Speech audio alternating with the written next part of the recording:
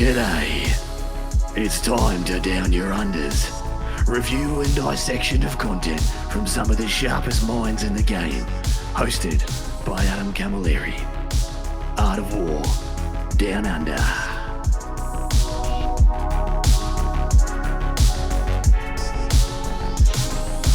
Hello, everybody, and welcome to episode 228 of the Art of War Down Under podcast. My name's Adam Camilleri. I'm joined by the man with the most effervescent hair that you ever did see in all of the 40k community. He is a one-of-a-kind, currently residing in the trap house. Hello, Quinton. Hello, mate. I have terrible news for you, Adam. As of today, the color is all gone. I'm officially back to completely natural. Say it ain't so. I'm sure it's fabulous. I'm sure it still is fabulous. I think it looks pretty good. But you know what looks even better? This brand new Eldar Codex we just got. Oh my good, sweet, merciful Lord. I've had this codex for a little bit, and I've been sitting in absolute trepidation for the damage it may or may not do to the game. And I'm grateful that you are here with some reasonable takes, so people will not be chained to my just off the cuff, the doom, and gloom, the sky is fallingness. Yeah, because you have quite a different take. I do. I've also this book for a while. I had a lovely vacation with my family, and when I was in Europe, I got violently ill, and so I was constrained in my hotel room, and I was glad to be able to read this many times. So I've read the Elder book probably 100 times, and at the time of this recording, I've played about 15 games with it in a couple of different detachments. Nice.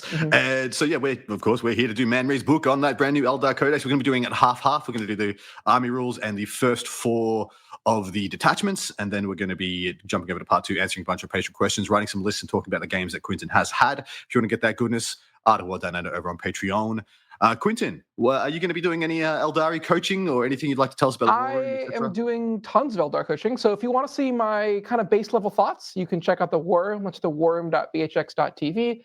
As always, there is a 3-day free trial. If you just want to, kind of give us a glance, you can check us out, Art of War YouTube, pretty good. Starting in mid-February, I'm going to be hosting an Eldar group coaching, which is going to be 5 sessions where I break down the Codex in depth. We're going to go over units. We're going to go over matchups. We're going to go over all of the combos that I've learned, because I've gotten a lot better at this book than when I started, and I think there's a lot of really untraditional ways you have to play Warhammer here. I'm going to go over detachments, basically everything there. And as always, some people for private coaching if you want to do some one-on-one stuff. Well, beautiful. Let's get into some hot takes. And I'm going to go first because mine are going to be the more unreasonable of these. I'm of the opinion this is the deepest codex that we have seen thus far, and that of the 8, and I'll say that again, 8 detachments that you got given in this codex, pretty much 2 are stinkers. Apart from that, this codex has so much play. There is kind of 2 detachments that jump out at me on face value. That will be the instant pick up and go. This is just automatically amazing. And then it just kind of keeps getting good from there. There are good builds in so many different detachments. And yes, they have given Eldar a potentially broken codex, a potentially an S-tier codex on release again in an edition. But what are your hot takes, Quinton? Because you may very well disagree with me. So I fully agree with you that I think this is the deepest codex of 10th edition. And I think it is the most flavorful and fun codex of 10th edition. Keyword there, fun. I don't think it's broken. I think it's good. I think it's very good. But I think it is as good as the current best armies today, right? Okay. I think the biggest thing that stood out to me that really indicated this was a codex made with love is that for basically every single aspect warrior unit, I had to sit down with Jack and John and say, how do I build the Exarch? Because every option is not just good, they're equally good. Yeah, I do remember when they gave all the Exarch options in, and I think it was 8th edition or 9th edition, when they had all the Exarch upgrades as well, like you could pay extra to have your Exarch do spicy things. Yeah. And there was just like everyone just auto-gravitated towards one build. There was really no secondary options there. And so it is really nice to see that they put some thought into the Exarch builds and there is some diversity. I will say, I think the reason I feel like this army is going to be problematic is not because I think it's so exponentially more powerful than everything else. I feel like this is an army that will frustrate and annoy the absolute ever-living crap out of people who are unprepared for it and don't understand what it's going to do. Because it has a level of jank that is, firstly, not for free, unlike previous editions. This has a level of jank that is as good as you can play it. Like there is generalship involved in making this codex good, which is probably the best thing I can say about it. Like this isn't just power for free like many Aeldari variations previously. But if you are really good at this codex, it's going to feel like you're playing a completely different game and your opponent can't do anything about you. So it really behooves you to understand and have a good level of comprehension about what Aeldari players can do turn by turn. I have 1,000%. I think a good Eldar player will be very different than someone who just kind of picks the book up and takes a tournament, right? Yeah, when the 100%. index came out, anyone could go buy a Wraith Knight and because you didn't have to roll dice. You didn't have to find line of sight. The Wraith Knight saw everything. It was invincible. It moved in your opponent's turn and it shot and killed God in Overwatch. That is not the case anymore here. And I do agree also, I think that someone who knows what Eldar do has a really good chance of fighting against them in like a exponentially better way than someone who doesn't. I have a tale of two games for you here. The first game is one that you can go watch in the Worm if I feel like chilling. Versus John's Vanguard Tyranids. He took a list that was designed to fight Eldar. He knew what Eldar did. He had played into Eldar before, and he played circles around me and never had a chance in that game. Cool. Okay. And that really highlighted some of the weaknesses. And my list has shifted a little bit since then, quite a bit actually since then. But I'll talk about some of the reasons why I think this codex is not broken. On the flip side, though, I was playing my friend, and he was running 3 Vindicators and 6 Repulsors at me. Oof, okay. And he had read the codex once. He'd like watched our review, didn't really know what I was doing, and he was like, "I'm just gonna YOLO swag you," and he just pushed his army at me. And I went, "Okay, cool." So I got a unit of Fire Dragons out. The Fire Dragons split fire, and they top to bottom 2 Repulsors without question. They got back into transport. Osman got out. He rolled a little hot, and he aced a squad. He aced a Repulsor without question. Got back inside of a transport, and then 5 Fire Dragons showed up off the side of the table. They ingressed previous turn, walked it forward, blew up a Vindicator, and then Lycus ran forward, Janza ran forward, and I tagged every remaining vehicle. G freaking G. Yeah, there's no comeback from that. No. Yeah. So let us jump into the review. Anybody following us along in post, you can join us on page 101 for the army rule. Now, Fate Dice is gone. For those unaware, Fate Dice, GW has wisely admitted that Fate Dice was a bad mechanic. It's something that they couldn't control, and it's just a terrible way to design a faction. So they have replaced it with something that's probably just as good in the right hands. This is battle focus. So you still have your own inbuilt resource mechanic akin to, Fate Dice, akin to Miracle Dice, but these are what's called as battle tokens, essentially. Battle focus tokens. You get 4 of them in a 2,000-point game, and they can be expended to do a variety of things, all with their individual triggers and yada, yada, yada. The terms and conditions are as thus. Each time one of the triggers shown in the Agile Maneuver section below occurs, you can spend 1 Battle Focus token to enable the relevant eligible unit to perform that Agile Maneuver. A unit is eligible to perform an Agile Maneuver if it has this ability and has not already performed an Agile Maneuver in the same phase. Unless otherwise stated, you cannot trigger the same Agile Maneuver more than once per phase. At the end of the battle round, all unspent Battle Focus tokens are lost. So you generate at the start of the battle round, and then they'll stay with you until the end, and then you regenerate them again. How do you feel about this as a mechanic, mate? This is the strongest part of the codex by far. It is. Yeah. It is. And when we break down what the agile maneuvers are, and you identify that these are things that everybody in every other book pays a CP for, or an enhancement cost of 15 points plus to do something similar, and you just get them for free and get to do them every turn. This means that as long as my hot take on this is that as long as the units are good, the army can never be terrible, because you essentially have 6 built-in stratagems. It's for every single detachment that will mean that you have good things to do every turn, even if your stratagems are trash. So this is the biggest and strongest part, and I think this is one of the top 3 army rules in the game. Yeah, I completely agree. I think the only one that you might be able to argue is better is New Oath with the +1 to winning, crazy strong, or Cabal of Sorcerers. Yeah, Cabal Sorcerers. That's exactly right. Those are the 2 that I think are better or arguable. But what's the first of the agile maneuvers, mate? So the first one is Swift as the Wind, and this is the generic one. And hot take, I think, is also the best one because you can use it in multiple places. Correct. It's whenever you make a move of any kind in your movement phase, +2 move. Yeah. You just, before you move, you just I'm expending a token and +2 move. It's just the best straight line increase. The rest of them can be very janky and can be avoidable, whereas this one is just, I have all the power of it and it's just good. The next one is Flitting Shadows. And when an eligible unit from your army is selected to make a normal advance or fallback move, is set up on the battlefield or declares a charge, cannot be overwatched. What a powerful thing to just have attached to every unit in the army. Wow. Yeah, I mean, I'm not going to lie, this is powerful. The things to note here are that it's important for you as a player is only one unit can use this, and if you use this one, you cannot also swift as the wind.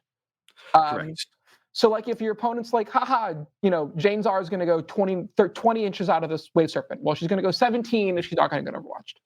I'm not going to say this is not incredibly powerful. It is. This is one of the strongest rules, because what it means is you can say these dragons are here and the dragons are shooting you, and there's nothing you can do about that. Yep. But, like, if saying Eldar can't be overwatched is a little bit, like, not true, because you can overwatch other units. Correct. But it puts the power in the opponent's favor to force the action in such a way to make Overwatch valuable again. Yes. Rather than if you're just going to sit back and play a 1v1 trading game, you're never going to Overwatch an Eldar The player. Overwatch bait mind tricks are also, like, really powerful with this. Yeah. All right, next one is probably the worst one. This is Star Engines. When an eligible vehicle unit from your army is selected to make a normal move, you, until the end of the phase, add D6 plus 1 to the move characteristic of models in that unit. The worst one, Adam, this one is broken. It's possible. Yeah. I think it's the least like slap it down every turn is what I'm saying. I use this every single turn. Wow. Adam, the vehicle makes a normal move. The guys can get out afterwards. Correct. They can just work. The serpent goes 20 inches, then kicks the dragons out, then shoots you. Yeah. That's true. That's true. The other big thing that I like it for quite a bit is 10 Reapers in a serpent, and the serpent traverses your backfield and then just gets out. Yeah. Next one. Sudden Strike. This is pile in and consolidate 6 inches instead of 3 inches. Really good. Not as good as some of the others because, there's probably 2 to 3 really good melee units in this game, in this army. And a lot of the time, you would rather kill the thing and get out than use your one agile move to just catch some more stuff. But there are matchups where this will be really good. Yeah. I mean, like, if you need to, you can use this to, like, catapult something forward. Yeah. This one's actually not bad in conjunction with the next one. Correct. Opportunity seized. When an eligible unit ends a fallback move, one eligible unit from your army that isn't Titanic started the phase within engagement range of that enemy unit, and you can make a normal move of D6 plus 1. So that's so good for they fall back from you, you jump back behind a wall. They fall back from you, you go and flip an objective. They fall back from you. There's so many janky things you can do with this. Yeah, one thing I've been starting to realize doing is if I use the first one and I can string out and tag a vehicle, and they say, I'm just going to stay in combat and shoot you. If they shoot you and they don't kill you, you kill the models in engagement range of the vehicle and then move backwards behind line. And then move backwards. Yep. And because it's fantastic. All right, what's the last one? Last one is Fade Back. This one's kind of crazy. After an eligible unit from your army, excluding Titanic, which is important here, was hit by 1 or more attacks, can make a normal move of D6 plus 1. Wild. So the same as what the Star Shatter has available to them. So once you were shot, you can back out. So this is really good on, you need a 10 Dark Reapers. It's really good on freaking everything. What am I saying? But I think the best use case here that I have found is Dark Reapers are really good because they tend not to get shot by things. Correct. Or preventing your opponent from shooting piddly shots at you. Yep. Or on a Wave Serpent, because Wave Serpents, as we'll talk about, are actually quite hard to kill now. Yuck. I hate hearing that again. I'm so used to them being like minus damage in Vuln and, possibly -3 to hit as they were in 8th edition, all those things and more. But that is your 6-pack of agile maneuvers, and it is quite diverse. It is quite good, and it's quite janky. Most of them are increasing your movement, increasing your ability to catch things, move things. 2 of them are out-of-phase moves. So you just have 2 out-of-phase moves attached to every single detachment, every model in your army. Yep. And that is wild, especially when you get to some of these detachments which already have other move mechanics, out-of-phase move mechanics. It's like you just are playing 8th edition again, and everyone has double move again, pile again, fight again. It's wild. Disparate allies. When mustering your army, you can include Harlequin units in your army, yada, yada, yada, even though they do not have the Asirani faction keyword. Unless otherwise stated, you cannot select Harlequin or Yunari units as your army faction. So you can't say your faction is Harlequin or Yunari unless otherwise specifically stated. All right, my dude, we are getting into the War Host, which is essentially the reskinned index detachment. So I'm going to let you feel free to TLDR this. Has this been changed enough that we need to go over it cover to cover? This is a fundamentally and completely different detachment than before. Then let's do it. I think this is the best one. What's the detachment rule? The detachment rule is multifaceted. The first one is you get 1 additional battle focus token, so you're going to get 5 to start. And then whenever you use the Swift as the wind rule, instead of going 2, you're going to go additional 3, which matters quite a bit, actually. And then whenever you make an agile maneuver that involves rolling a d6, instead of going d6 plus 1, you're going to go d6 plus 2. Correct. And you can plan around that a lot. Like you're just 3 inches away from the wall. You're just 3 inches away from the next unit. There's a lot of ways to make that extra inch really, really impactful. So it also fundamentally changes people who think they know how to play into other detachments. This will change their metrics. Yeah. I think one thing that's really important here to remember is that all of the aspect lords, and especially the Phoenix lords, are actually quite big now. Hawks, Yes. for example, are on 32s. Now the Phoenix lords are on 40s. Mhm. And that means d6 plus 1 a lot of times isn't enough to get to the other side of a wall if you're double ranked, but d6 plus 2 is pretty much always enough to get to the other side of a wall. Yeah, it's big. Phoenix Gem is exactly the same. If I recall, it's 2+, get back up on death. That is correct. Timeless Strategist is Asuryani model. At the end of the battle round, if the bearer is on the battlefield, you get 1 additional battle focus token or into transport. Yep, so you get up to 6. So you can just really, really just pay out and do them all. Gift of Foresight, once per battle round, you can target the bearer's unit with the command reroll stratagem for 0 CP. So if you can make use of that, that could be 2 or 3 free CP uses per game.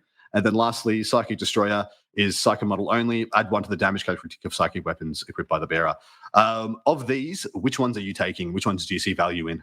So I've taken Timeless Strategist exclusively. Psychic Destroyer is cute, but it's 30 points, so it's not worth it. Yeah. 6 tokens is nice about one battle round out of the game. Usually I use 2 battle agility tokens. Sometimes I use 4. Very occasionally I'll use 6, and it's nice to have. It's also the cheapest, so I'll go with it quite frequently. Yep. Phoenix Gem? There's no good caddy for it. There's no one-up I can take it, and there's no character that I want to put it on that's not, in a unit. Haha, suck it, Eldar. Really expensive, so. Yay! If the Phoenix Gem is not takeable, that's wild to me. And yeah, I don't think it's not takeable. It's just that one thing I'll talk about later on in my spicy hot takes is the Codex is really hurting for points, and so 30 points is the difference between a unit and not. Yep, that's fair. Lightning fast reactions is still here for the first stratagem, and naturally can't be used on Wraith constructs, and it is still -1 to hit. It's still good. But what's the next one? Next one is Skyborn Sanctuary, which is the reason that I really like this detachment. At the end of the fight phase, you pick 1 Asuryani unit and 1 transport that's able to embark in, and that unit embarks in the transport. This has been FAQ'd. You cannot be in engagement range when you use this strap. Other than that, it's unchanged. Nice. Feigned Retreat is your 1 CP fall back and do what you want. It is 1 CP shoot and charge in a turn in which you fell back, so it is the best. That is the going rate for the best in slot for that version, and it makes sense that Eldar would have it. Yeah. Blitzing Firepower is if you're within 12 inches, sustained hits 1 in the shooting phase only. If you already have sustained hits, so your Dire Avengers or Scatterbikes, you get crit 5s. Very nice. Very, very, very nice. Yeah, Scatterbikes with this is a house. It's 36 shots with sustained 1 crit 5s. So it's just 12 more hits, essentially. So this is best used on Fire Dragons, and this is that stratagem. I'll explain why my compounding logic, but it's the reason I like this detachment over. Well, because if you have a unit of 10 Fire Dragons, you can flip 2 6s and automatically get 2 extra shots, right? Yep. Yeah, because of course that's the aspect tokens, which we'll get to. Yeah, well, I mean, also what you do is you roll the Exarch, for example. You roll. If it's not a 6, you re-roll. If it's not a 6, you flip. Yep. Yeah. Wild. Fire and Fade is exactly what you think it is. In your shooting phase, just after around a infantry unit from your army that isn't aircraft, Azulman, or the Wraith construct, because of course Azulman already has this. Unit can make a normal move up to D6 plus 1. Of course, you can't declare a charge afterwards. So when you add that Fire and Fade plus Skyborn Sanctuary plus the 2 inbuilt agile maneuvers, this one has 4 janky move pieces. 5 because Azulman's always going to be in your list. Correct. Yeah. Sorry. The reason I like this attachment, the fundamental reason, is that 3 units get out, blast your opponent, and then I'll get back inside. Yeah, that's dumb. Sorry, that's dumb. What was the last stratagem? There's one more. Webway Tunnel, at the end of your opponent's fight phase, you picked 1 Asuryani infantry unit that is wholly within 9 inches of battlefield edge, and you put it into strat reserves. Wild. Still good. Still like I said, good. 10-man Dark Reaper unit, sitting in your back corner, shooting someone at 48 inches away, teleport to the side of the table, shoot them from 48 inches away. Yeah, it is very good. This is the janky, can kind of do everything detachment. And yeah, to your point, I had this as the second best in my mind. So we will see. We'll see. The next one is the Windrider host, which is possibly going to be toxic on the middle tables. This is one that's going to gotcha people and is going to give some feel bad. Toxic on the middle tables was the perfect way to describe Windrider host. Yes. Good players, I think, will have interplay with this. I also think this is going to be a wildly good teams list. Ride the wind is the detachment rule, and there's many paragraphs. In the declare battle formation step, you can set up to It's 2. Up to 2, Aeldari mounted or Viper units from your army in reserve. During the battle, such units can be set up as if they arrive from strategic reserve. For the purpose of setting them up, you can set us up as in 1 turn higher, so you can strat reserve turn 1. In addition, at the end of your opponent's turn, you can select up to 2 mounted or Viper units from your army to uppy downy, essentially. The only real saving grace is that none of these units have deep strike, so they'll be uppy downing from strat reserve. For now. Deep strike for now. And Wind Riders are battle line in this detachment. And I got to tell you, the Wind Rider data sheet, it's pretty good and it's cheap for what you get. It's pretty cheap. It did lose a bit of save, so it's a 4 bomber save now. Correct. So it's actually quite easy to kill. That's the only saving grace. Give us the TLDR and the enhancements, dude. These are all quite bad, which is nice. I actually think there's 2 quite good ones. First one, Scout 9 is important because your army is going to be kind of large and you want to move a Wind Rider unit into the crook of a ruin to safety. It's good. They've got massive bases. Like if you're playing 4 or 5 units of 6 and with spears and with possibly Skyweavers and with Shroud Runners, you're just going to have a lot of logistical issues. Mirage Field -1 to hit's not good. And Echoes of Ulthanesh is a very complicated way to never gain a CP is bad. Seer Sight Strike is all of you pick a Psyker and it gets anti-monster vehicle 2+ on their psychic guns, is very good on a Bike Farseer because that Bike Farseer also gets all the buffs. So it's anti-monster vehicle 2+. It's going to be like rolling hits and wounds and +2 AP and then moving afterwards. So it's pretty good there. Those are the 2 I would take. Mine is First Drawn Blade should be in every list, and then see if you got the points. For Seer Sight. Yeah, for Seer Sight. All right, jumping down into the stratagems, which is where a lot of the power is. And the first one is kind of the best one. 1 CP, Death from on high. It's a shooting phase or the fight phase. 1 Asuryani mounted or Viper unit from your army that was set up on the battlefield from reserves this turn and hasn't shot a fight. Reroll to wound. 1 CP, 4 rerolls to wound. Yeah, and I think it's really important for the Wind Rider datasheet native ability is real hits if you're shooting at the closest eligible target. Yes. Yes. So 36 scatterbike shots coming on from reserve that with a variety of buffs can be AP2 ignores cover, with sustained hits, rerolling to hit, rerolling to wound. They actually will just kill vehicles. Also, the cannon bikes are also pretty crazy. They're fine. Yeah, they're quite good too. I think there is a discussion to be had about if you are taking like 3 or 4 units of 6 Wind Riders, how many are cannons, how many are scatter lasers? You definitely take a mix. You definitely take a mix. Yeah. But I'm kind of 3 scatters, one cannons. If I was taking 4 units, which is the kind of the builds that I've built around so far. Yeah, I don't want to take too many Wind Riders because they are pretty fragile. I think 3 or 4 is probably. I wouldn't take 6 units. No, I wouldn't take 6. Tap out. Yeah, I want turns 1 through 3 to be stressful for my opponent because I can strat reserve and brutalize stuff for at least 3 turns. For at least 3 turns. What's the next stratagem? Overflight, which makes the detachment go from bad to playable, is in your shooting or the fight phase when an Asuryani mounted, which is the characters, Wind Rider jet bikes, Shroud Runners, and Shining Spears, destroys an enemy unit. It then moves 7 inches. This is quite spicy. So you come in from strat reserve turn 1, pick up something on your opponent's expansion objective, and just yeet yourself out of danger. Yep. Or Shining Spears. They jump over something, shoot something, kill something, run away, get back on the other side of a wall. It's this is the strat that makes the army good and uninteractable because essentially, like you said, this is a toughness for 2 wound, no save army, essentially. So you are very fragile. Important to note that there is no charge restriction on the stratagem, and Shining Spears actually have decent shooting. A big unit of 6 Shining Spears can go 16 inches, shoot and kill something, go 7 inches, and then charge you, ignoring terrain and models. Yep. Wind of Blades is up next. It's in your movement phase. 1 Asuryani mounted or Viper unit from your army that has not been selected to move this phase. Until the end of the turn, your unit is eligible to shoot and declare a charge in the turn at which it advanced. So yes, it's 16 plus D6. Plus D6. So you can go 22 inches on your Shining Spears and declare a charge. That's correct. Which is kind of the only unit you're going to be using this Yeah. I mean, if someone tags you, Wind Riders will use it, right? Oh yeah, you'll fall back and shoot. Yeah, but the advanced charge is only going to be Shining Spears, pretty much. Yeah. Next up. Daring Riders. So this is when something's coming in from reserves, it can deep strike 3 inches away, which is now deep strike 6 inches away. 6 inches away, which is still good. Yeah. I mean, it just means that you don't have to show up from the edge is the big part. Yeah. Correct. I focused firepower. This is very good. 1 CP in your shooting phase. Mounted or Viper unit from your army has a misselected to shoot. +1 AP. Part of that combo I was talking about to get AP2 on your wind rider, on your scatter lasers, or you can go to AP3 on your cannons, or just like anything in your army is just better with more AP, right? Yep. This is fantastic.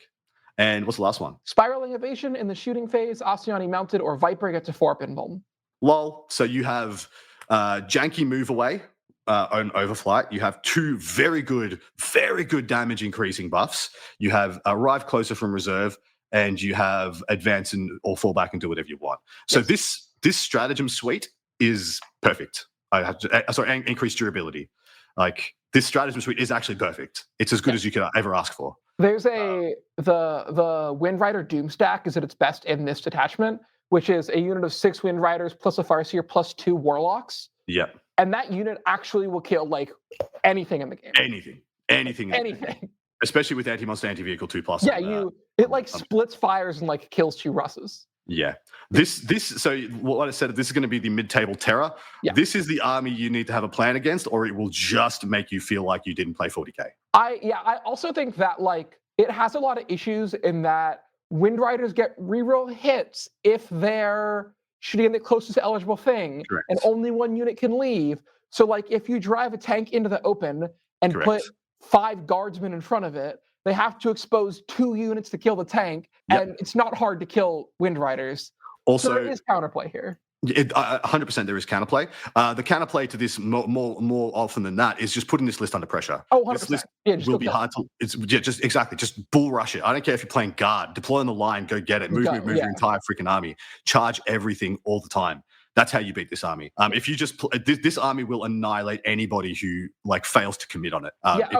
It's going to be disgusting. It's literally just like full send, like every time. You have to. I don't care what. If you are freaking Tau, I want to see your broadsides deployed and on the table and on the line. Yeah, freaking go and overwatch it. Just overwatch. Anytime you can overwatch a freaking Shining Spear dead, you change the math a lot. Of course, they can deny one, but not all of them. If they're exposing Shining Spears and a shooting unit, you got one or the other. Correct. Yeah. So this is the army people I believe need to know about, because this will play like double spear Yanari from 8th edition. Yes. Whereas the best players in the world could crack that nut, and everybody else was like scratching their head. This thing has 100 million plays every turn, but can be rattled. Is the way I'm looking at it. Yeah. I think this is basically going to have a similar play style to the like quote unquote good detachments, which is the battle host and aspect warriors. It's just doing it with like slightly worse.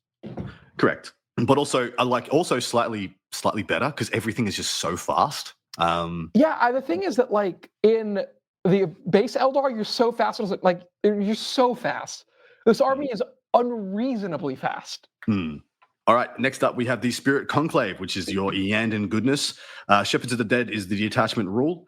And each time an Asuryani Psycho model from your army is destroyed by an enemy unit, that enemy unit gains a Vengeful Dead token. Each time a Wraith Construct model from your army makes an attack that targets a unit with 1 or more Vengeful Dead tokens, +1 to hit and +1 to wound against them. And then Asuryani Psycho models from your army have the following ability. While a Wraithblade, Wraithguard, or Wraith Lord unit, notably not a Wraith Knight, from your army is within 12 of this model, they have the Battle Focus ability, so they'll get the agile maneuvers and stuff like that. I'm so sorry. The Wraith Knight already has Battle Focus on its data sheet. Really? Yep. The maniacs. The freaking maniacs. It's excluded from most of the tokens. It cannot react to move or anything because it's Titanic. Fair. Yeah. And then Wraithblades, Wraithguard units from your army get Battle Line. So if you want to all in Unga Bunga on your Wraith constructs, this is it for you. Tell us about the first 3 enhancements. They're all terrible. They're terrible. They're top to bottom abysmal. Light of Clarity is the only one that you might consider taking. It's a Spirit Seer. It's a pick 1 unit within 12. If it's Wraithguard or Wraithblade, they get +1 OC. If it's a Wraith Lord or a Wraith Knight, it gets +3 OC. Cute. Yep. The Stave of Kurnos is very bad. You pick a Wraith Construct unit, and critical wounds get precision. Yeah, nah. Rune of Mists, you pick a Wraith Construct unit, and if it is attacked with a ranged attack and the attacking model is outside of 12 inches, the unit gets the benefit of cover against that attack. Yeah. And the last one is a Spirit Seer that can make a reactive move. This one's also kind of okay, but Spirit Seers are lone ops now. They do not join Wraith units anymore. Correct. And they're not really going to want to be going out to do much. No. So this is a get out of jail at best. This is you have played badly, something's going wrong, save your Spirit Seer. And paying points to have a contingency for playing badly, I'd rather just plan to play well. I think this list starts with 9 Psychers. Yes. So and you yeet them out and you get a couple kills. 100%. So you get them killed. The bike lock is 45 points. Yeah. So you take 3 of those. They're Psychers or whatever, right? If you're playing World Eaters, he goes 16 inches and charges anger on top of one. Correct. I just don't like the army rule. The detachment rule of having to get your stuff killed to get a detachment rule just never sits well with me. So but you do have some good stratagems. Sorry, Quinton. My thought is Shepherds of the Dead. The detachment rule is that all of the Wraith units gain battle focus, and the Vengeful Dead tokens is a cherry on top. That's fair. That's fair. That's a way better way of looking at it. All right, first of the strats, CSI, 1 CP, your shooting phase or the fight phase. 1 Aeldari Psycho unit from your army, and 1 friendly Wraith Construct unit within 12 inches of it that has not been selected to shoot or fight. Select 1 enemy unit visible to your Psycho model until the end of the phase. Each time model in the Wraith Construct unit makes an attack that targets that enemy unit, you can ignore any roll modifiers to armor pen and damage. I like this stratagem. This is a good stratagem. Yep. -1 damage, see you later, alligator. Just going to blow you up. I think this is a great strat. Yep. It makes Bright Lancers on Wraith Lords more consistent. Yep. It makes the swords on Wraith Blades went to damage 2. Now actually good. Damage 1. They're actually good. Actually, a unit of 5 Wraith Blades is now 25 attacks at 5/2/2. Ignoring damage mobs is huge for them. Massive. And armor pen, usually you're operating at AP3. So AP3, no AOC, no cover is quite good because 2-up save could be taking it. So 2-ups in cover with AOC access could be taking 3-ups against you. And now you're just like, piss off. No thanks. What's next? Wraithbone Armor, one of the best strats in the book. Pick a Wraith Construct unit, not Titanic. It's -1 damage. Lol, 1 CP, -1 damage for yourself is extremely good. Extremely good. And this is I do have to say, the strats in here are the saving grace of this detachment. Because the strats are pushed, real pushed. This next one is also very good. It's 1 CP fight phase, Wraith Blaze, Wraith Lord, or Wraith Knight unit from your army. You get Dev Wounds. It's only in the fight phase. Thanks. Absolute sweet, merciful Jesus. But yeah, this is good. This makes Wraith Blaze actually hit really hard. 100%. Everything. So the Spirit Seer is going to give them sustained. Correct. And then if they have +1 to hit and wounds, they will kill like basically anything in the game. Anything in the game. Yeah, I'm a fan. Soul Bridge. So basically this one is you pick a Psyker and a Wraith unit, and then you count as being within 12 for all of you, or all of your are you within 12 of a Psyker abilities. Yeah. It's nice. It's, once again, don't let this happen. But if you do, I guess you got something. Yeah, if you mess up, it's a 1 CP get out of jail. Yeah, correct. Yeah. Spirit Token is up next for 1 CP. Start of your movement phase, 1 Wraith Blades or Wraith Guard unit from your army. Select 1 objective marker you control that unit is within range of. You sticky it. 1 CP sticky. And this is going to be good because you're only going to have like 3 or 4 premium units in your army, and then you're still going to have a bunch of chaff. So like screening with your chaff and doing those things, having sticky access in this army is quite big. I like it a lot. Last one, 1 CP Crushing Strides. It's kind of like a weird tank shock. So you're going to roll a number of D6. It's 1 per Wraith Blade, 4 per Wraith Lord, and 6 per Wraith Knight. On each 3+, you take a mortal wound. Yeah. So it's a little bit better. It's a little bit worse. It's sometimes like on a Wraith Lord, who is what, toughness 10? Yeah, but they're all monsters. They can't tank shock anyways. Yeah, exactly right. It is like technically more consistent than a toughness 10 tank shock. Technically, 4 dice on 3s is technically you could be more consistent. You're more likely to get 4 than you're more likely to get 4 on the 10 dice on 5s. So I don't mind it. I think it's good. But what do you think about this detachment, mate? So I think this detachment is pretty good. Like it's cool. It's doing something totally different to the rest of the book, which is like hard to evaluate. Yeah. And if you're taking a lot of Wraith units, which I think you do, you're not going to have the points to take a lot of the good Eldar units. Yes. And there is a very real point where you're going to want to start, if you take enough good Eldar units, you're just going to want to take Aspect or Battle Host over this one. So you want to take into the Wraith units. The Wraith Lords are legitimately incredible in this detachment. They're fantastic. They're going to hit on 2s rerolling, which is really good. I mean, I like the Wraith Lords more than I like the Wraith Blades and Wraith Guard a lot of the time. I agree. My current list that for this detachment is 3 units of Wraith Guard, 3 units of Wraith Blades, some like Eldar trash, 9 Psychers, and 3 Wraith Lords. Lol. I want to I want to fit in the Hemlock Wraith Fighter because it is both a Psyker and a Wraith Construct. Wraith Construct. So it gives and gets every buff. And the plane with -1 damage is actually kind of annoying to kill. It's cute. -1 hit, -1 damage is not bad. It's not -1 anymore, sadly. Was it aircraft? Aircraft generally, some aircraft don't have that anymore. Oh, cool. But the one big thing about it is it requires something real to shoot at it, unlike a Warlock. Your opponent can't kill a plane with -1 damage with 5 intercessors. They're going to have to shoot a tank at it, which we could shoot it back. Yeah, fair. I do love having the battle focus abilities on the Wraith constructs, and you do have them on the Wraith Lords as well. So the Wraith Lords can jump out, kill something, walk away, can tap something in combat, move away. And they're vehicles, right? They get the plus. They're D6 monsters. +1. They're monsters. No, good. Nah, F Eldar. F them. Can't have it all. But this is a list that I could see being janky good in teams once again. I think it needs a specific meta and a very specific matchups for it to be good, because a durability skew Eldar, I feel like you could just kind of do better things.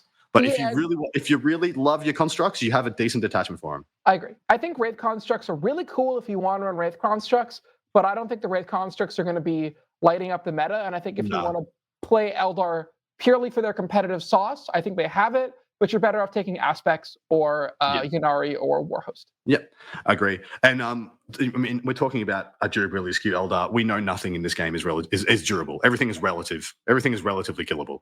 Yes.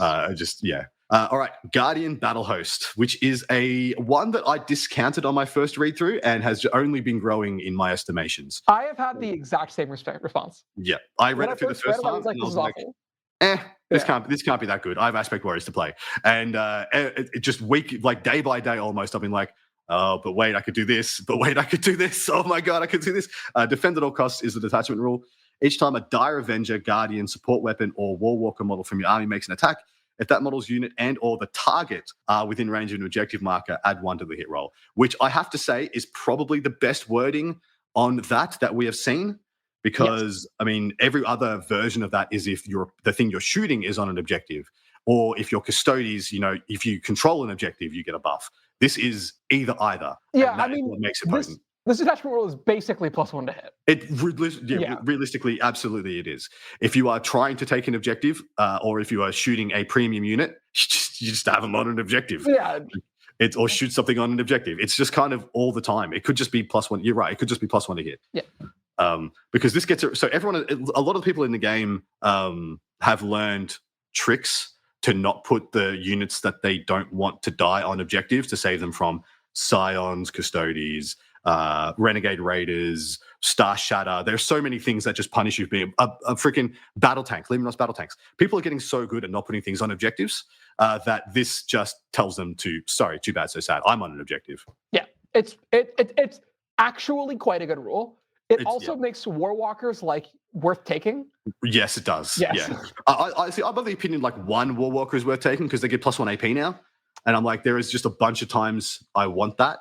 But any further than that, I think is a way. They're now, to me now, they're the same as Scout Sentinels for a guard. They're like a 1 or 2 of, and they're just there to give their buff. And if they do anything else, you're happy. But here, they will actually do other things. You might legitimately take 6 from this detachment. Yeah, exactly right. They might actually be something you want to invest in because they're not.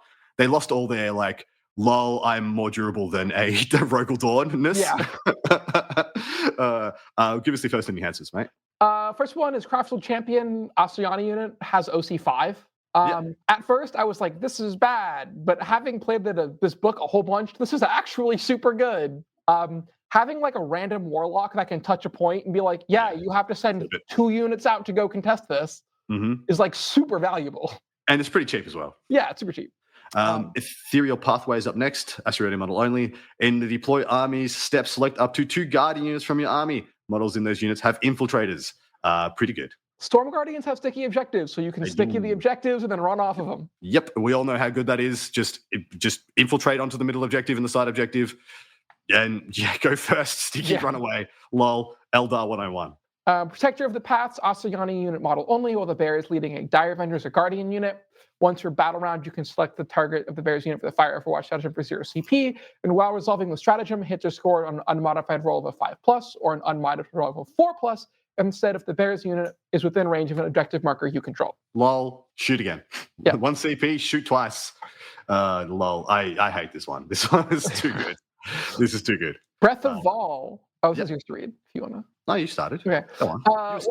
While the bear is leading a Storm Guardians unit, each time you roll to determine the number of attacks made with a flamer, you can re-roll that. And each time you roll the damage for the Melt-A-Gun, you can re-roll that as well. I scratch my head at this one. That's so very specific. And I would not pay points for this. I would not pay any points for this. It's 2 melters or 2 fusion guns. Like, no. No. The other 3 are like actually takeable. Like, they're actually quite good. Like, quite good. So this detachment, like, objectively is a great detachment that busts terrible units. Correct. This is like the Kroot detachment, but I actually think it's quite good. I think it's quite good. Yeah. First of the strats is warding salves. 1 CP, your shooting phase or the fight phase, 1 Dire Avengers or Guardian units from your army that have not been selected to shoot or fight. To the end of the phase, each time a model unit makes an attack that targets an enemy unit within range of 1 or more objective markers, re-roll to wound. Could they stop? So stop with the re-rolls to wound. Enough. There are 2 absolutely banana bonkers uses of the stratagem. The 10 first Dire one Avengers and 10 Dire Avengers and Nazman. Yeah, that. Yeah, well, that unit hitting on 2s does like an ungodly amount of damage. Correct. The other option is if you take a Farseer and 10 Guardians and 4 Warlocks and 1 Warlock and a support weapon, and you put it all in the same unit. Correct. The Guardian Death Star is alive and well. The Guardian Death Star is back, baby. It's here. It used to be 20 guys. It used to be 20 guys with all the characters and like 2 support batteries, and now it's just 10 idiots and like almost the same number of characters. The cool thing is also the Warlocks aren't characters, so you can like tank wounds on them and stuff. So yeah. But yeah, extremely good stratagem. What's the next one? Shield nodes in your opponent's shooting phase or the fight phase. You pick a Dire Avengers or Guardian unit, and it's -1 to wound. This is within range of an objective marker. This is so big on Azamin's unit. Yes. Yeah, this is huge. It's also just like big on some Guardians. It is. Just makes them wonky. The math gets skewed super hard, and then Guardians leave for free. So. What do you mean leave for free for people? So the Guardian datasheet rule is they can fade back without costing an agility token if someone else has done it and not precluding anyone else from doing it. So if you have 6 units of Guardians, they all pluck out their Bright Lances, they all get shot, all 6 leave when they get shot. Yep. Yeah. Yep. Next up is Vol's Vengeance, 1 CP. Actually, is every strat in this book 1 CP? Yeah, there is a single 2 CP strat. All right. And when we get to that, we will tell you. Otherwise, just assume it's all 1. Yeah. Your opponent's shooting phase or the fight phase just after an enemy unit destroys a Dire Avengers or Guardians unit from your army, which will happen. 1 Warwalker unit from your army, I believe you get to shoot at the unit that killed your unit. Which is a reason to like actually think about taking a big unit at Warwalkers. Yeah, you can only use this once per battle round if it was all up for question. Is that any good though? Because it's going to be very easy for your opponent to play around. It's not. I think this is really good at the mid tables. Like if your opponent's just like YOLO swagging you can like shoot them with some stuff. It's also not bad in like melee matchups because you can like put 10 Guardians in the center and then have Warwalkers covering them, and they have to come out and charge it to kill it. And then you can shoot the Warwalkers. But like it's not outstanding. Also, they can just shoot and kill the Warwalkers first if they have any guns at all. Correct. That's why it gets a bit wonky. Like the better you are, the worse this is. Yes. Next up. Time to Strike, a strap I thought was bad, but it's actually super good. You pick 1 Storm Guardians unit, and then it auto 6 advances and can advance, shoot, and charge. Lol. This is great. Yeah, it's so good. I thought this one was good. Why do you think this one was bad? Because it's Storm Guardians, and I originally dismissed everything about Storm Guardians, but okay, Adam, at first I was like, Storm Guardians are terrible. Why would anyone ever take Storm Guardians? And now I'm writing this with 30 of them. Yeah. So like, 30. I see. I thought 20 was the right number for me because that's the number you get to infiltrate. I've gone back down to in my aspect host list have 20 of these guys. Oh wow. Yeah. Wow. I'll explain why. They're like, I'm taking a bunch of bad units because they solve problems that my good units can't solve. That's a good reason. Yeah. So the big thing is here, your Storm Guardians move 7, and then you +2 move them, so now they move 9, and you can put them in a transport, but you're probably not going to do that. So you're moving 9, so you're going 15 inches and then charging with 20 OC. Yeah. Yep. Or it turns out that's good. If you're being particularly cheeky, you can Doomstack the Storm Guardians, and then you run out, and then you shoot them with the Warlock Death Star, which is 5d6 plus 10 shots at 7-1-1, but you can like buff the heck out of that. So it's like 7-3-1, reroll wounds, and just like nuke a vehicle off the table with 4 or 5 Warlocks. Lol. Yeah. Next up, we have Blades of Asuran. Your shooting phase, 1 Dire Avengers, a Guardian unit from your army that's not been selected to shoot. You get pistols on your weapons, so you shoot into combat. So like literally, no one ever, I'm telling you right now, never pile into Azamin's unit. Never, Freaking Never. never. He will smash you in the face because he's a brute in combat, and then they'll shoot you anyway and you're dead. Like you wouldn't even pile Angron into this unit. Freaking terrifying. Never do it. Never. Nope.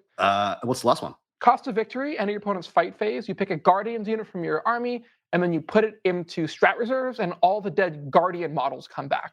Notably, Guardian models, so like if your Warlocks are dead or something, they don't come back, but it's like the literal Guardians. Would you get the support battery back? You wouldn't, would you? Yeah, because that has the Guardian keyword. Lol. So no, sorry, not the, like if you had a D-Cannon, you wouldn't, but like the Bright Lance that comes with the squad, you would. Yeah. You get that back. That's pretty good. That is quite good.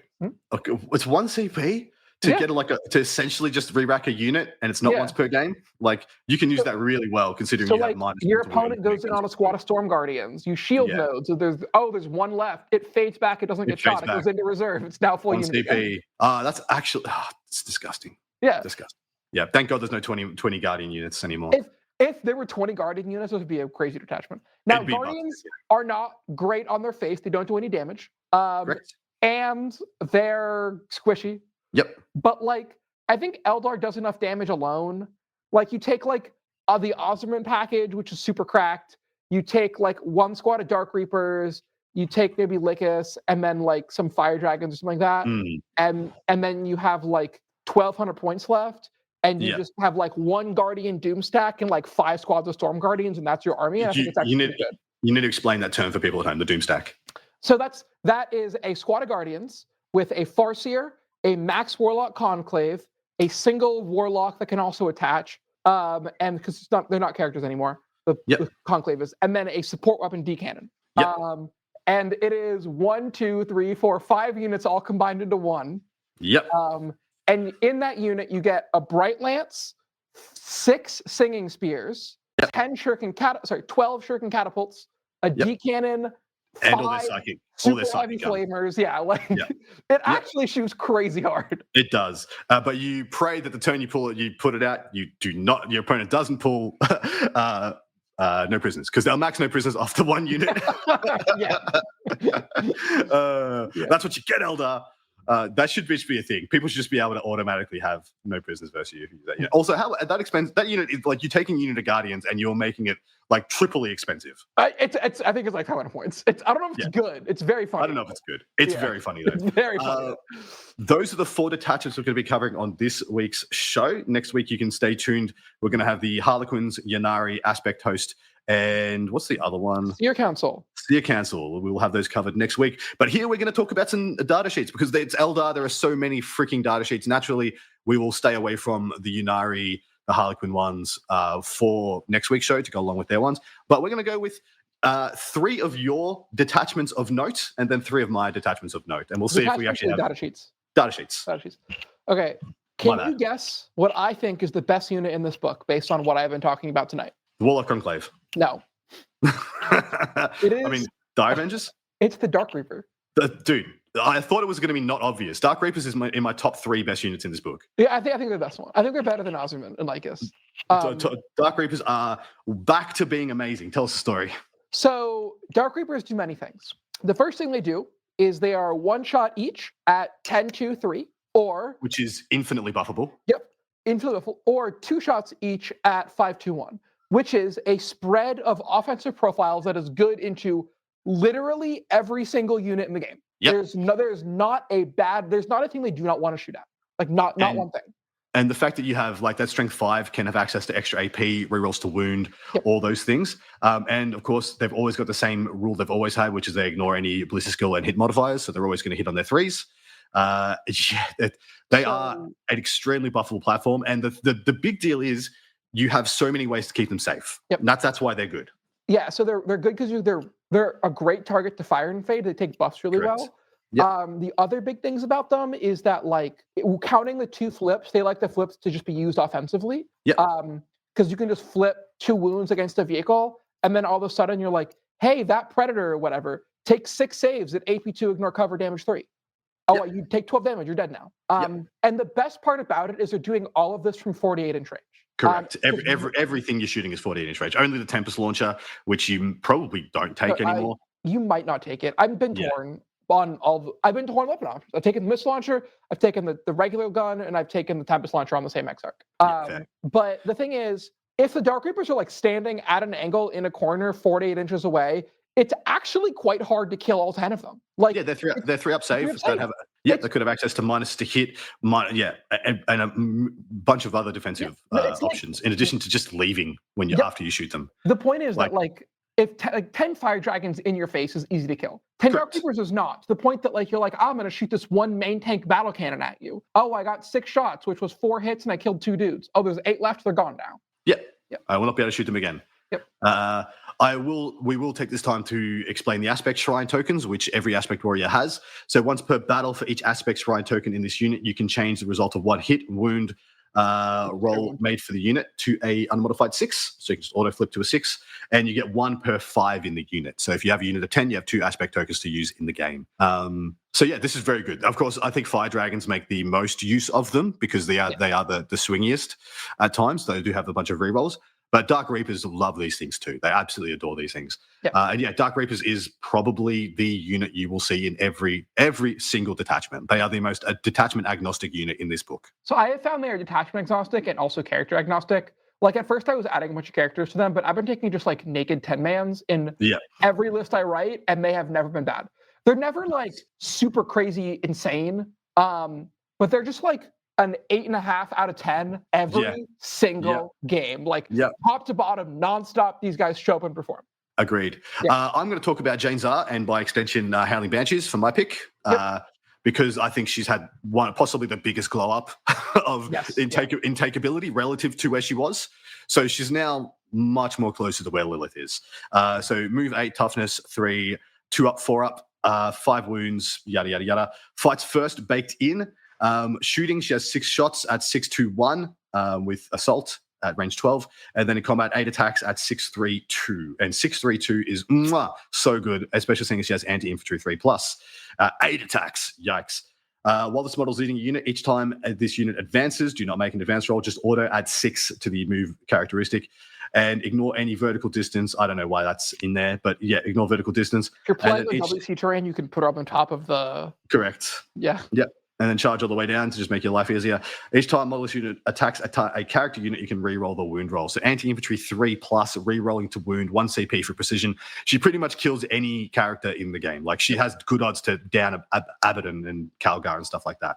Although Calgar will ever feel no pain if you try precision him. She's fantastic. I'll quickly go and tell you about Banshees and why she works together with them. They have fights first built in, and they have advance and charge. So the unit just goes 14 inches in charges with fights first. And in combat, Banshees aren't trash tier anymore, which they were before. They all come with their Banshee Blade, which is strength 4, AP 2 damage, and anti-infantry 3 freaking plus, which, they actually do some freaking damage. Notably, they also hit on 2s now. Exactly right, and they hit on 2s. What absolutely shits me is Harlequin Troop don't hit on 2s, but Banshees do. Yeah. That annoys me to no end. But Banshees with Jane Czar, 5-man, 10-man, don't care, it's good. Yep. I would go so far as say it's mandatory because of the way Eldar play and the counterplay options you have to them. Well, the army is somewhat starved for premium melee units. Yes. And so that means I think you're behooved to take her. I'm not sure she's auto take. I'm not sure she goes with a unit of 5 or unit of 10. But if you don't take her, you kind of have no aggressive units in your army. You'd have nothing that's going to reach out to and smash your opponent and flip an objective and still be standing there. In addition, by not taking any aggressive units, you kind of lose access to 3 of your battle focus abilities, which are only really good on aggressive plays. Yeah, I think the other big thing about her is that because there's no aspect warrior unit or guardian unit in the game that wants to be charged by 5 jump back intercessors, right? Correct. Or 5 gene stealers or 3 raveners. Yep. So she doesn't care.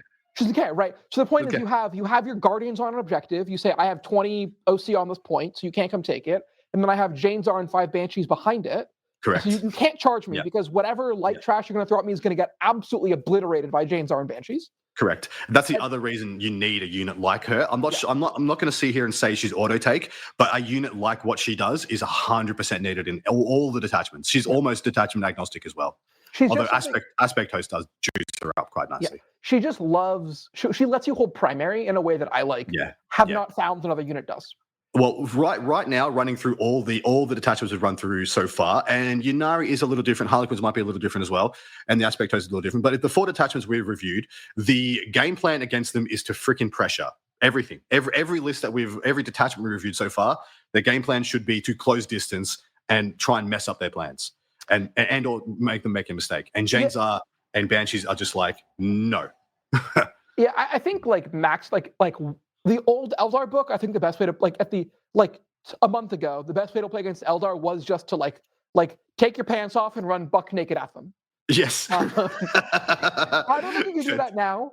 No, you can't. But like what they really hate is like if you just keep walking onto their point and just like keep stealing their primary, they have no way to prevent that. Because it's a lot of squishy units with low AC, and the units are like, everything in their army leaves. But the problem is everything in the army leaves the objectives too. Correct. That's what you do. You try and bully them off the primary. Yeah, so if you can bully them off the primary, they'll lose. None of your tricks stop me from flipping your primary. Correct. Yes. But all your tricks will stop me from trying to hurt you, close you down, trap you, kill you. So it's like just play not to kill them, which is easier said than done because they will kill you. So also, if you can just like run out and just tag all the wave serpents, it's super annoying. Very annoying. Yeah. Next unit you would like to talk about? My new king, my new favorite, Ozerman. Ozerman. We salute you because he is such a Chad. Tell us the story, mate. So my favorite unit in this book, I think the Dark Reapers are the best. My favorite one is 10 Dire Avengers and Ozerman and a Wave Serpent. Because one thing that Eldar historically have kind of struggled with is killing idiots. Like 10 idiots was kind of a problem, like 10 guardsmen or whatever. I used to love 10 guardsmen, giving him +1 save, and then just like yeeting him into cover on an objective. You know, four things yeah, dude, it'd take like 3 activations to kill it. I'm like, well, this is winning. Yeah. So, I mean, like now, like Ozerman and 10 Dive just walks out and was like, Gargoyles, Hormagaunts gone. Blitzed. Just like rinsed completely, and then it leaves. It's a unit that fire and fades in every detachment without requiring one of your CP to do it. Correct. And so you can fire and fade a different unit, which is important. And then once a game, Ozerman either like half health to tank, or if you get lucky, just domes one. Or he's like, that's a nice squad of possessed you have there. Be a shame if it didn't exist anymore. Yeah, so this is once per battle, this model is selected to shoot. It can use this ability. If it does, until the end of the phase, its Bloody Twins weapon has a damage characteristic of 3, anti-infantry 3+, and devastating wounds. So that's 6 shots at strength 5, AP 1, 3 damage. And the only thing that matters there is the 3 damage because you're anti-infantry 3+ with dev wounds. And it just ballers all over people. No, very important to note here, this gun has sustained if it's within half range, just like for being a unit. And it can flip 2 hits or wounds to 6s. Correct. Yeah. Correct. Yep. So if you're an aspect host, it's an average of like 9 hits. Yeah, and what you mean about half killing a vehicle is the fact that it gets devastating wounds regardless, not just versus infantry. So you still have 2 of the Dire Avenger Shrine tokens to flip 2 of his hits into 6s. Oh, sorry, 2 of his wounds into 6s, and just do 6 dev wounds to a vehicle. You also should get like 5 or 6 hits. So he's averaging like 9 dev wounds to any target. Yeah. Yep. Agreed. We should tell people about Lycus. So Lycus being the new Phoenix Lord. Pour one out for Karandras, everybody. Everybody take a moment, pour one out for Karandras. And also pour one out for Illic Nightspear and Prince Uriel. Prince Uriel, yeah. They are not in this book. Hopefully because they will be getting brand new shiny things in the next edition or some crap. But Lycus moves 12, toughness 3, 2+, 4+, like every other aspect. King, that guy. Yeah, Phoenix Lord. 5 wounds, has deep strike, and is, of course, battle focus.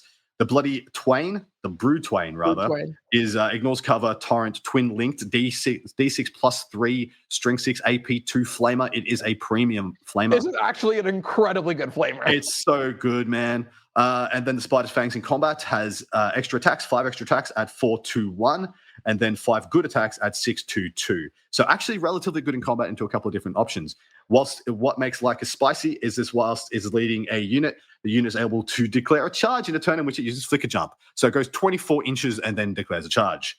So this can be real spice. And then in your shooting phase, after this model has shot, select one enemy unit hit by one or more of those attacks until the end of the turn. Each time a friendly Aeldari model makes an attack that targets that enemy unit, and a modified hit roll of 5 scores a critical hit. So this can be used to really juice up things like Wind Riders as well, and just kind of everything. the Fire Dragon Wombo combo where you take 10 Fire Dragons and Fugan with Lycus will kill 3 Rogue Eldorans in a single shooting phase. Disgusting. How do you rate Lycus and by extension Warp Spiders? Because of course each one of the Phoenix Lords can only join their respective aspect warriors. When I first read her, I was like, Lycus is the best unit in the game, hands down. She's crazy. How can you ever not take her? Now that I've played a bunch of games with her, she is in my list, but she is the most cuttable unit. Why? She's very expensive. And she just is. At first, I was like, wow, she can go 27. But like going 27 and hitting my opponent isn't actually something that I can't do and therefore need a specialized tool to do. The issue is I like Lycus. Her friends are not that great. No. It's also coming down to that like her crit 5's ability is actually a lot worse than I originally expected it to be because it's a very expensive buff to use, right? Because you're basically sacrificing her as a unit to give one thing a good but not crazy damage buff. And its best use case is on Fire Dragons, but the issue is that Fire Dragons still murder any vehicle without it. It's not changing the metrics. My opinion of her has changed from a buff to a damage piece. I think it's really important to note Brood Twain lasts to the end of the phase, and then all of her combat attacks and the combat attacks of the twin Power Blade Warp Spider Exarch have lethal hits. So the odds of them running in and killing like a mid-sized vehicle is actually very high. Ooh, that's very cute. Yeah, so you run in, and then you shoot all the guns at it, and it averages like 3 or 4 damage because Brood Twain does like 3, and then the spider's guns maybe do 1. And then it's 5 attacks, assuming you're an aspect host, hitting on 2s, real 1s, lethal 5s, flip to a 6, wounding on 5s into most big vehicles. And then the Exarch is 10 attacks at AP2 lethal 5s with twin linked. So Lycus is like take 3 saves at AP2 damage 2. If you have 12 wounds, you start at 8.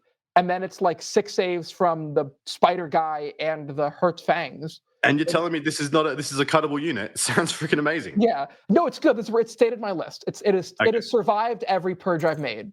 But my point is that I don't think it's like super bananas insane.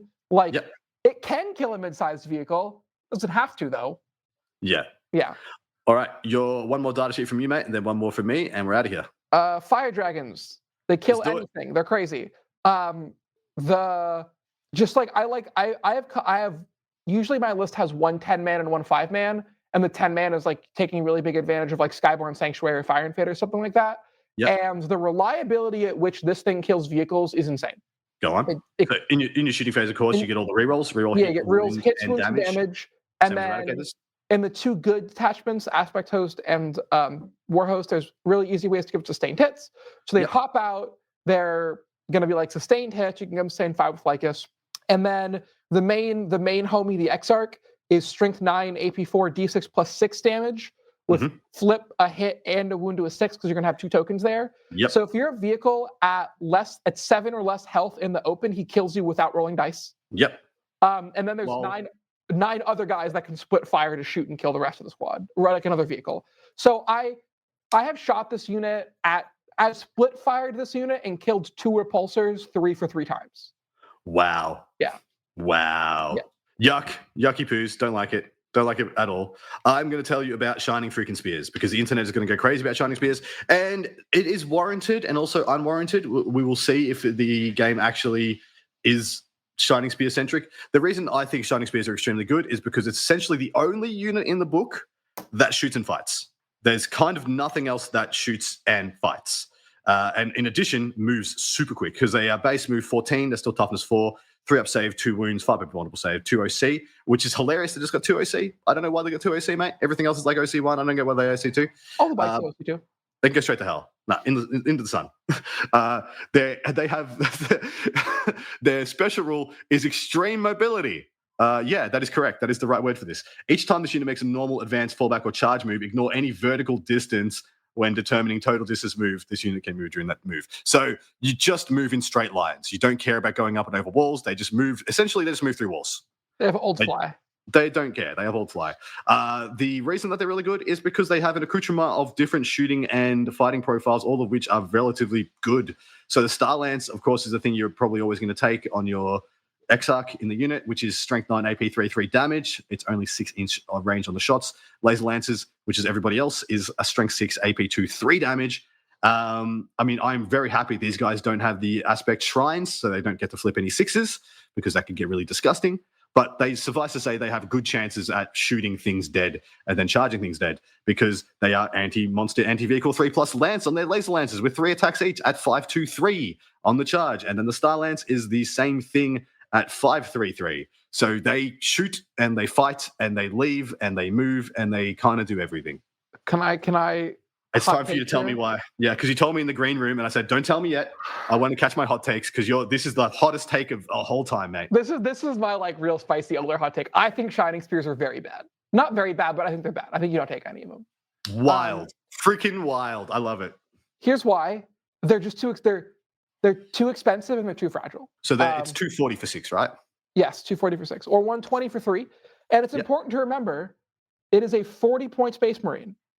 Correct. Right? You're playing 40 points of model for a Space Marine durability.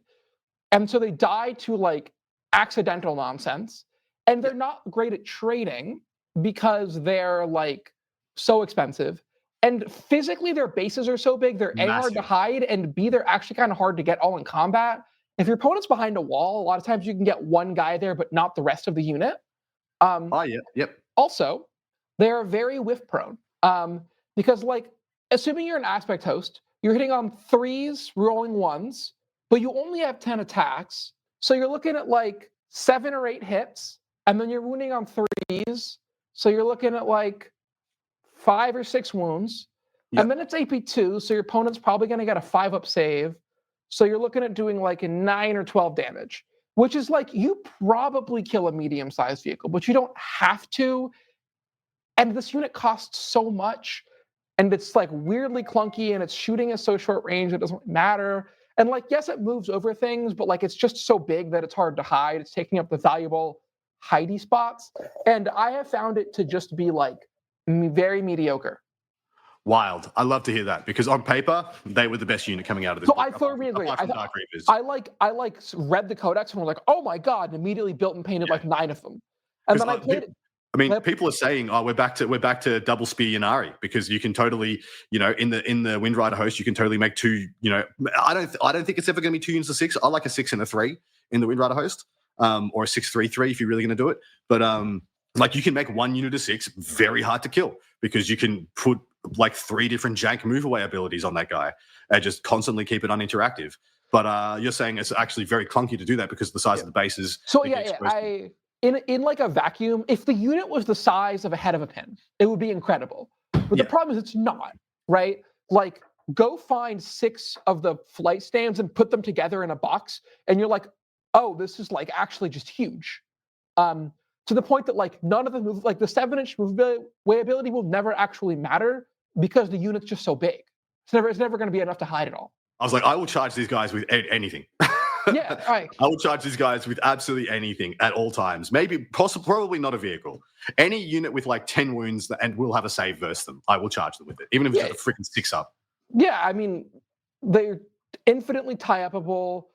If they don't have lance, they like just don't hit hard. Right. They're so not durable, and they're really expensive in a book that is like so point thirsty. It's insane. All right, moving on. One more, I think. I've gotten Dark Reapers, Osterman, and Fire Dragons. I can talk about every unit in this book. All right. Well, there's one we should talk about for people because the whispers of its demise and its resurgence are upon us. The Wraith Knight. Okay, I have a great many thoughts on the Wraith Knight, and my thoughts are it's okay.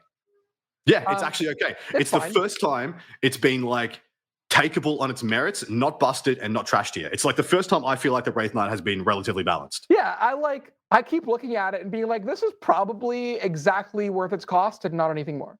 Yeah, it's great. Yeah, so it's like 430 points. What it gets you is because you take the Star Cannon and a shield. Yep. It is a OC 10, move 12, toughness 12, -1 damage, 4-up feel no pain, 2-up save monster. So it's basically unkillable. It's not actually unkillable. Like, it's very hard to kill with terrible shooting. Its gun is D6 plus 3 shots, blast, rolling a number of shots at You mean the Sun Cannon? The Sun Cannon. It's D6 plus 4, but yeah. D6 plus 4, sorry. At 10-3-3. Slingshot shooting is not terrible, but it doesn't shoot 430 points worth of stuff. Yep. What you're paying for in Eldar is OC10 durability, which is good. Something I could put on an objective and maybe it's their next turn is what you're paying for. Yeah. I mean, dude, toughness 12, 2-up, 4-up is very durable. Minus the damage too. Minus the damage, yeah. It also goes through walls, which is quite nice. Yep. They have basically every single strat cannot go on it. I think there's two offensive strategies. Outside of Wraith Host, I think there are two offensive stratagems it can take, which is the sustained hits in Wraith Host, and then the Ynnari have a strat that can go on it. Yeah. So it's like, once again, it's pretty much detachment agnostic. But the fact is, like, it's the first time I can say that a Wraith Knight doesn't feel like you've made a horrible mistake or you're a meta chasing POS. Yeah, I mean, like, it's fine. Yeah, it's fine. Exactly right. It's fine. It's fine. Yeah, it's fine. And on that note, mate, we will go to our rating system. So we haven't done the full codex, guys, but I'm going to get Quinton's thoughts and hot takes on rating this army out of 10 for how happy you are and how happy you believe Aeldari players will be with this codex. How happy am I as an Eldar player with this codex? 11. Yeah. Stoked. 11. Right. Yeah. I mean, it's super deep. It's super flavorful. It's got really good internal balance. Basically, every unit is good. All the cool units are good. All 9 detachments are playable and interesting. There's love and care put into every unit. Like, hats off GW, standing ovation, like, knocked out of the park. Great job. I'm going to give it I think Aeldari players will be 10 out of 10 happy with this book. Yeah. I am freaking 2 out of 10 happy with this book because I wanted them to have a piece of crap. I wanted them to have like one good detachment, a terrible new army rule, and to be, Aeldari players. When they're happy, everyone else is sad. That's usually how it goes. I actually don't think this book is going to be crazy broken. I think it's just going to be like pretty good. I think this may be the best book in the game, but I don't think it's exponentially better than everybody else. Yeah, it might be, but I think it's in the same like general ballpark as the books that are good now. And my reason that I think it might be problematic is that the good things that it does are things that are uninteractive with the game. Yes. Like everything getting back in its transports, everything reactive, moving again, getting out of the way. It pretty much boils down to the fact I think the army rule is too good. I think there's too many good options in the army rule. There's too many good battle focus options. Like, where's the stinker? These are all 6 of these are good and usable, and I could find a way to use all 6 every turn, maybe. Like and the fact that it is so good means that the army can't be bad. Like, it means that the army can't be awful because this is so good. No, I completely agree there. It's like how like the Eldar reroll and Fate Dice were like so good that like they carried you. I will say the one issue is for a while I was like, haha, I am cunning elf. I have 3 units that get out and 3 units you can't interact with. Oh, it's turn 3, and I have never had a unit stand on any primary point. No primary, yeah. Exactly right. Let's go, baby. I've tabled you with the score still 0 to 100. So you're gonna have to actually interact, or else you'll just lose the game. When the fact that like Osserman's dope in a transport, but he can't hold an objective in a transport. Yeah, exactly right. And if you're just putting a wave serpent on an objective, someone's just going to walk 5 idiots onto that and take it away from you. Yeah, 5 idiots walking onto the points has been like my biggest issue. Like,